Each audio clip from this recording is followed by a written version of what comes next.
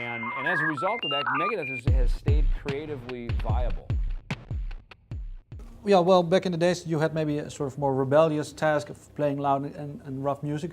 What is for you today the challenge? What is maybe your personal challenge? Or because do you still think that the genre is, yeah, you can bring something in it, or what is for you the Well, personal it's interesting. challenge? You know, I think with Megadeth, for example, Megadeth has been still very creative. The last 3 records, and it's interesting because I recognize little bits into songs because some of them we had started writing even years ago. And with Megadeth, songs that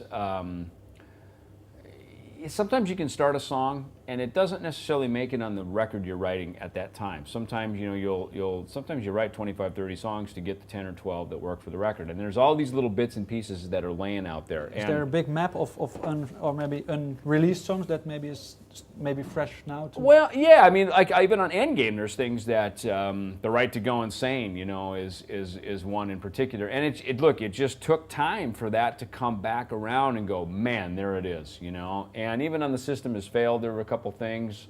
And so I guess what I'm saying is that the last 3 albums, even of Megadeth, I think for Dave, it allowed him to really go back into reshaping and putting Megadeth back where it really needed to be, which is something that he intuitively really knows where it's supposed to be.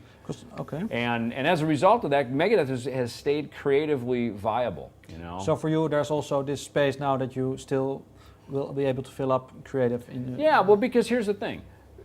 This Big 4 thing can either just be a big trip down memory lane and be a nostalgia thing. Sort of a crown on the... Yeah, or it can be part of that as well as creatively be invigorating and still create new music. Because that's where this is going to go, isn't it? It's either just going to be a nostalgia event, or it's going to be something that, I think in Megadeth's case, still is making good records, still creating very cool, relevant music that the fans both are longtime fans as well as young fans that are teenagers that are coming to the shows that are getting excited about it. So, you know, I think that's important that you don't stop creating just because you're able to relish a big moment like the Big 4.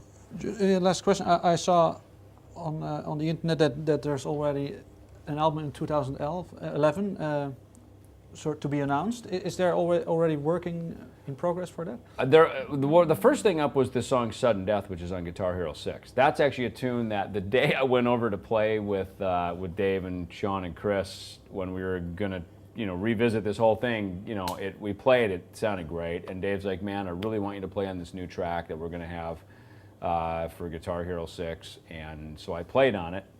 And that's the song Sudden Death. So that's the first thing up to bat. Now, as far as a new album in 2011, I mean, at this point, it's seeming that we're going to be busy for quite a few months to come on the road, so that we won't be really hunkering down, getting busy on a record, at least until 2011. But the writing will then be done so next year, so there's nothing. That's what I would think. I mean, some of it's going to. We've already started little bits and pieces of it now. You know, we're all kind of cataloging little ideas away. You know, so that we've got some things because everybody's excited. I mean, now the show is up and running. We tweak that every day, but it's like now we're really working toward writing some new stuff. Will it be, as you said, in the continuation of a creative process, or will it be a little bit of nostalgia or a mix of that?